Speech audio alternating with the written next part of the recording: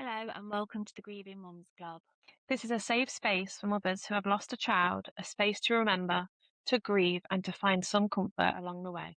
Before we begin, a gentle content reminder. Today's episode is discussing the loss of a child and the grief that follows. Please listen at your own pace and take a break when needed. So here we are, episode 6. Already. I know. It's gone so quick. It has gone so quick. It really has. And we've had our first other mum on We have. last week. Ellie, yeah. Yeah, which was amazing. It was. Such a heartbreaking story. 3 babies. I know. At once. It's really, really heartbreaking. It is. It is. But I'm really glad that other mums, want to come on and they trust us to share their babies and everything. I think that's really And lovely. hold such a safe space for them, Mm. What we're talking about it's not easy. And I've got No. friends that can't even listen to our podcast because of how traumatising it is. Yeah. People actually feeling safe to be within our company and our space. It's honourable. It is, definitely, because they're talking about the worst part of their life, but also Yeah. the best. Yeah. The thing that's the most precious to us all are our children. Yeah. I think it's really, really, really nice that people can share it with us Definitely. and trust us. Yeah. 100%. And then obviously we've also had the news article, we have Nottingham Live. yeah, which I think was really, really lovely. It was, definitely. And we've had a was. lot of support from that, which I think is really, really nice. Yeah. And we've had that picture made. Oh yeah. Yeah, on when you sent me that, Instagram. yesterday was an emotional day anyway, but when you sent me that, oh my goodness. I know, all of us together, Yeah. because we've never had that in real life. Never. So I think that's really nice that she put it. I think it was House of Rocks Art on Yes, Instagram It was, yeah. that made it, and yeah, I think they're so lovely. Beautiful, it was. Yeah. And I think as well, do you know with the newspaper article, I said it to my mum, I have never read headlines like what we went out on, a Grieving News podcast. No. And how heartbreaking is that? We've never been recognised before now as there needs to be more support in mums who have lost their children at whatever age, at whatever stage, pregnancy or earthside. And I'm not saying there's no support in bereavement, because there is. There's charities that do support bereavement, but a place where you can go for free and listen. There's nothing. No, there isn't. And I think it is important because, like, my mum even said, like, when we're doing this podcast and when she's listened, she feels like she's sat in the living room with us. Oh, that's lovely. And I think that is nice, and I hope that people do feel like that, because that's what it's all about, to know that you're not on your own and to find comfort. Yeah. Nobody can fix what's happened. No. We can't do that for ourselves, never mind anybody No. else. But I think to hold a space where we're all together and we can all try and help each other. And I think it's just feeling validated. Definitely. Your feelings do matter, whatever that looks like for you. Yeah. And I think that's just really important. It is. And I can remember me saying to you and you saying to me, and I've said it to another mum, because we are in the worst category in the world, and we're not going to receive, unless we lose more children, we're not going to receive anything more devastating. Nothing you say to me was going to scare me. If you are feeling a certain way, nothing's going to make us feel, we can't help you, we can't support you. No. Because we've discussed about that in private, but we've both discussed about thoughts that are so horrible to other people, but in essence it's natural. It's natural. Yeah. Psychiatrists have said to me, is there any way you feel the way you feel? Is it a shock to you? You've buried your whole human that you grew. So yeah, I'm so happy that your mum said that, because that was one of the things we said starting this. We want to make it a safe space, and we want it to be comfortable as much as it can be. So I'm glad your mum's recognised that. Yeah, and I think, like, looking on the comments on Nottingham Live posts and like the comments on the TikToks and stuff we've shared about the news article, I think everybody agrees that there isn't enough support. I think there was even a lady in like Ireland and other countries even that have commented saying they've lost children and they feel exactly the same. And I think that's what's so powerful about having that online presence. Definitely. Is you can support everybody from all over the world. It's not just if you live in Nottingham, or because that's what obviously, like, a lot of the bereavement groups and things, obviously they are for one area, because Yeah. obviously you've got to actually be there in person, Yeah. so obviously that makes sense. Mhm. Where with this, doing it all online, that is the good thing about it, is that anybody, you know, you could live in America, And you can still reach us. if you've lost a child, you could still listen to the podcast. And furthermore, you can listen and you haven't got to come forward. You know, you can just listen and you can resonate and you can stay in your bubble. Yeah. Because there's going to be some mums that don't want to share their story, and that's absolutely fine. You know, it's each their own, but there's an option there to help. We can help you if you want it. Yeah, because you can just listen in private. Exactly. Nobody even needs to know if you're listening, if you No. don't want to. No, exactly. You know, I'm sure there's lots of other, well, I know there's obviously how many people have listened, and obviously it's a lot more than what have commented, and Yeah. that's the beauty of online, Yeah, is you can just do it in private if that's what you want. definitely. Yeah. I said to my mum, although grief is different, you know, from stillborns to your Mia, we all just resonate. We all Yeah. connect. Yeah, 100%. I think it's, you know, there's such a big range, like you said, there's people losing babies, even like miscarriage, and then there's going to be people that lose adult children, Yeah. and then there's everyone in between as well, Mhm. like me and you. Yeah. But we all can connect and we all can relate in Yeah. some way to one another. 100%. Because the Because- pain is that deep. Yeah. It's that deep. And like I said it to you before, you know, before I lost Milana, I lost a baby at 16 weeks. I had to be surgically removed, and the pain, it's just undescribable. You know, it's just painful. It's painful to where you feel it in your bones. Physically, you feel it. Yeah. But that gets us onto the subject of today's episode, physical grief. Yes, it does. Yeah. So physical grief and how it's affected us, and Yeah, because I think when people think of grief, you know, even myself, like, I've not had a lot of loss in my life. yeah, The closest person I've lost to me, obviously not including Mia, Yeah. is my granddad. And, you know, that was awful, and, you know, I still miss him now every day. yeah, But my grief with Mia is completely different. Yeah. And when you think of grief, I don't think people think of the physical. no, I think people just think of the mental, you know, you miss them and you're hurting, which you are. yeah, But I think when you lose a child, there's so much more to it. definitely. And even me myself, I didn't realise grief could have a physical impact. You know, No. I've lost my grandma, and mentally you struggle. You know, you struggle with they're there and then they're gone. Yeah. But physically, I didn't have symptoms until I've lost Milana. No, I was the same. Like when I lost my granddad, obviously I was upset. I was really close to him. You know, I miss him, and you go through all of that, but you don't have the physical symptoms that we're now Experience. having. Yeah. Because I think when you lose a child, your pain is so deep. It's like your body can't regulate the loss. No, it can't. So, like, especially like, you know, Mia went through the hospital system, Milana went through the hospital system, but you're stuck in that trauma anyway of your reality. Yeah. And then the worst of the worst happens, and it's like you're just stuck in survival mode. And still now, I know I'm still on fight or flight very much every day. Me too. And I'm a year behind you in my grief, but it's still, the symptoms express physically through my grief now, like, you know. Yeah. So I think for me, like, I haven't had as many physical symptoms as you, but I do have it. Like, I feel ill on a regular basis. Yeah. I never wake up and just feel like good. Yeah. And I think, you know, you feel sick. I feel sick a lot. Yeah. I get really, really bad headaches, like, all the time, which Tension. I've never had.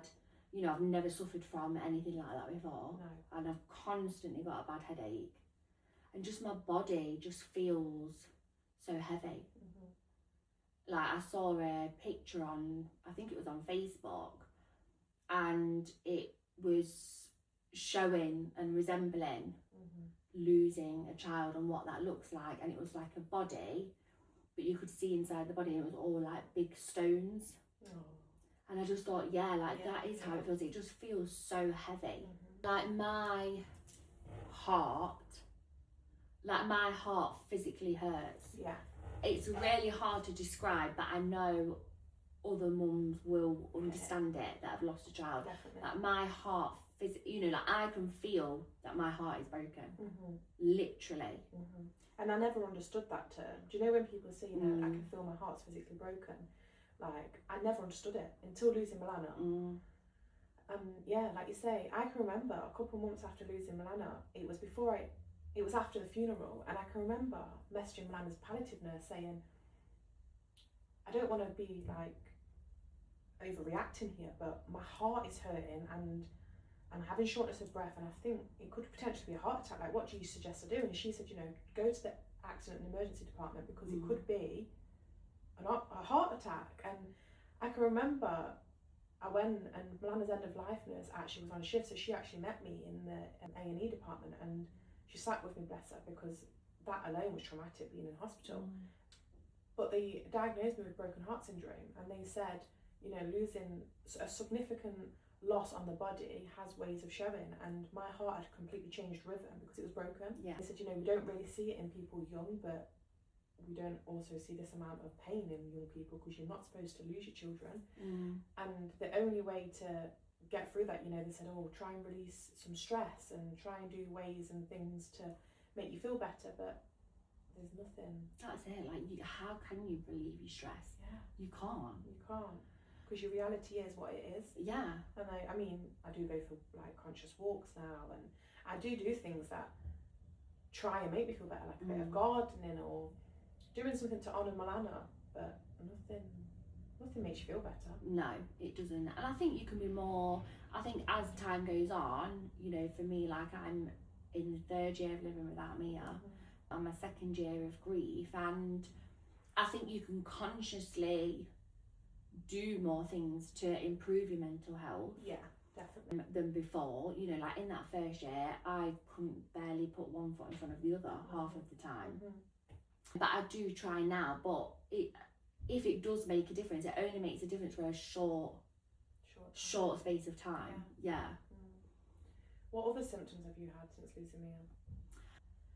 My other thing that's happened to me is, and this only came on when it was Mia's inquest, so obviously that was like a while, nearly in my 2nd year. Yeah. But my stomach just cramps up.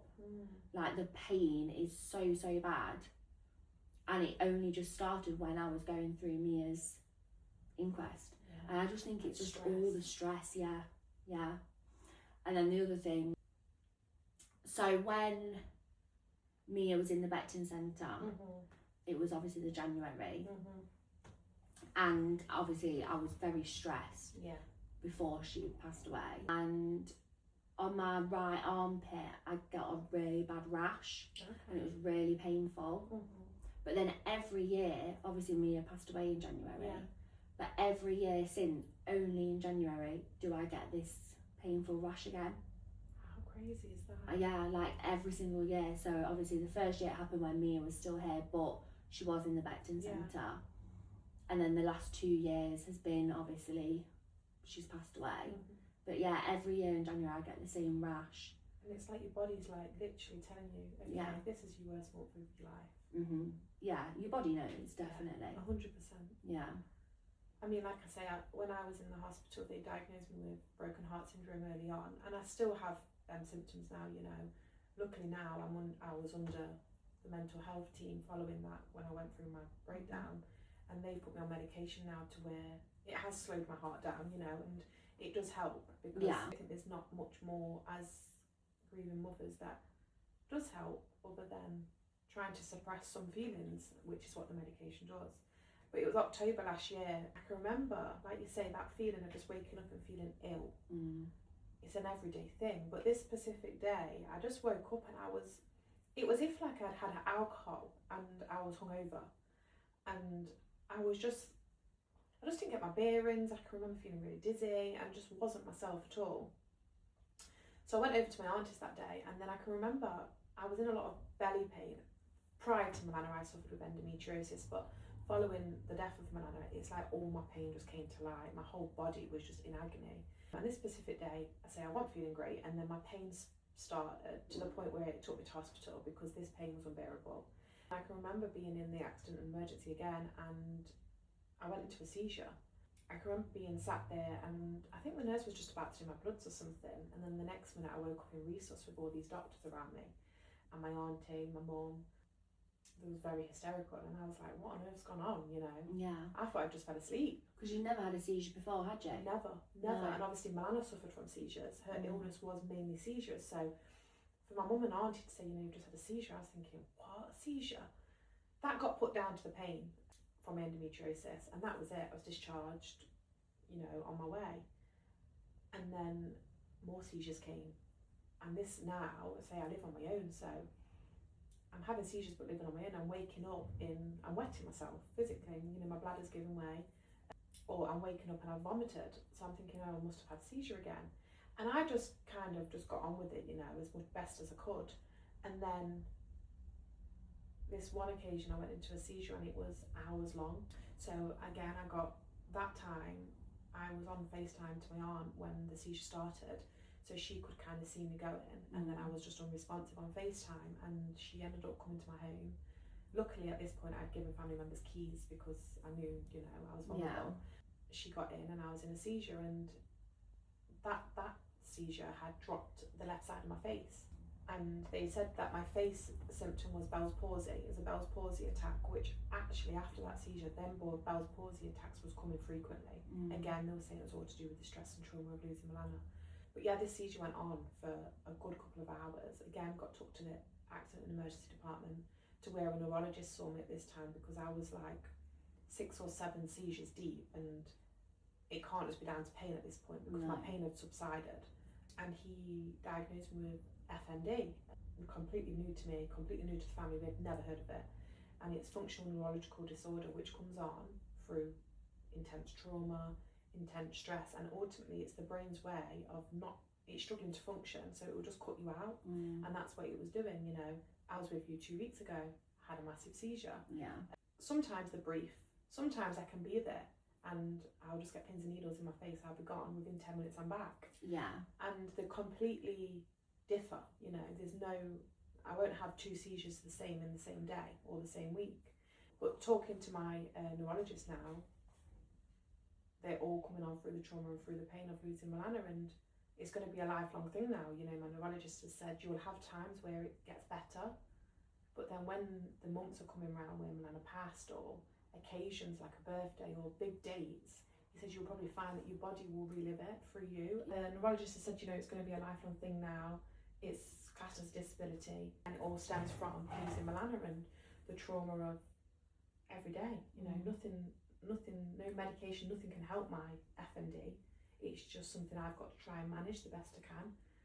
And like you say, it's the trauma of losing our children that is taking the toll on our body. And it's our body's way, in my opinion, our body's way of screaming out to say, you know, where is the other half of us? Yeah. And we're searching for that, and we can't find that, so our body is crying, you know, it's screaming out.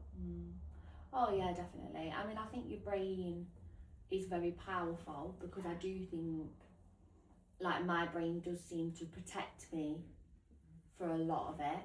You know, like, I dissociate a lot, even though I know this is my real life. My brain kind of can trick me into thinking like Mia's going to come back, or things like that. And like a couple of months before Mia's inquest, my brain was very much on protection mode. I went, like, I'd started really opening up to my therapist, but then I was like, I can't speak to you anymore, because I need to get through these next couple of months and I need to survive, and the only way I can do that is by kind of pretending this isn't my life. And my brain is quite good at that, but that only helps the mental side of it, not the physical side. Because throughout everything, I've always from very early on had the physical symptoms. I feel like at the start, obviously, you're completely exhausted, but I think after those first few months, I think the physical symptoms really set in. Definitely. Yeah. Definitely. I think when they realise it, I mean, I say the realisation, like you say, day to day, I try and live well with, it's not my life, you know. I try and get as far away from my reality as I possibly can mentally, because you can't function if you live in it. And I am currently in the therapy, you know, I do it fortnightly, and I say to my therapist all the time, I can't sit here every day in my reality because I wouldn't be able to function. And like the neurologist said, you know, our bodies store dates and our bodies store that trauma. So if we sit within that trauma daily, you would be unfunctional. You wouldn't be able to put one foot in front of another. No, you wouldn't. You wouldn't be able to survive. And I think as well, like I say, you're not taught grief anyway. You know, you're not given a book on grief in school, but the physical side of grief is so important, because I thought I was dying, you know, physically. And in a way, I do feel like I am. Like, my body, bit by bit, is getting tired because it's exhausting living with this pain daily. So exhausting. Yeah, it is. Like, my granny is 84 this year, but I always say to her, like, I feel like I'm like 90 years old already. And I mean, we do laugh because you have to kind of make little jokes and stuff, but really it's not funny, because I actually do. Like, I feel so tired and just so exhausted. Like, I feel like it's just so draining. And I think it really does take a toll on your body, not just mentally. It does. Obviously mentally it does really affect you, of course, but I think the biggest part of losing a child that other people may not realise, you know, like when I've told my friend, one of my really close friends, about my stomach, and she said, like, but you wouldn't ever even think that. Obviously, like, you know, she's never been through anything like this, and it's like, so people don't realise where to us, it's just how we feel on a daily basis. And in a way, you know, it's no surprise we feel this way. No. There's no surprise at all. There's not. Mentally and physically, you know. I speak to friends, like you say, who've never lost a child, and they say to me often, I don't know how you even get up in the morning. I don't even know how you shower. And the first year looked very dark, hardly did any of that, you know. But it gets to a point where, okay, am I going to do this for the rest of my life? And some days still now I don't, you know. Some days still now I will be in bed all day. I won't shower. I won't even eat. I am just surviving in bed. But physically, the pain is just always there. You know, mentally, some days, like you say, you can tap out. Yes. And some days you can pretend it's not real. But physically, your body don't lie. And physically, I'm just always exhausted. Yeah, and you can't tap out of the physical. No. Because it's just always there. You know, whether you're, even like when you go on holiday, you still feel it in your body. You do. You know, I've always said, like, going away and stuff, it makes it feel a tiny bit lighter for me because it's not my real life. But my body still knows that it's my real life. Yeah, definitely. Always. Yeah, 100%. And sometimes, like you said, like, obviously around birthdays and special occasions and all the milestones and everything, it's worse. You know, like, I went to Collett Park for the first time a few months ago, and that was Mia's favourite park, and we've been there so much, and I've never ever been back. Like, nobody has. And I can remember my granny messaged me like, oh, you know, how was it and everything, and I was just like, my body knew. My body knew I was there. Yeah. You know, I did it, and I did the meeting and everything, because you have to. Yeah. But my body knew. And the only reason you went back is because something you're doing for Mia. Exactly, yeah. So I had no choice. I will always show up for my kids, all three of them. But like I say, my body very much knew, you know, and I've not been back into a hospital very much since Mia's passed, because obviously I do find that very triggering. Like, I walked into a hospital and that's how I found out that Mia had died. Yeah. But I have had to go a couple of times with my partner, and again, I'll do it because I want to support my partner, but my body knows I'm at a hospital. Yeah. Obviously Mia didn't die at our local hospital, but she did start her journey there before she got moved to a mental health facility. And just like when you look around, like you can see, I can see Mia in there. It's really, you know, really triggering. And even if you can put a brave face on like I do, and I'm sure many others do, because you have no choice, it's life, isn't it? Yeah. But your body knows. Yeah. There's no getting away from that. There isn't. And like you say, going back to the headaches and stuff, subconsciously I think I've had a mild headache since the minute she's died. It's that tension, it's that heaviness.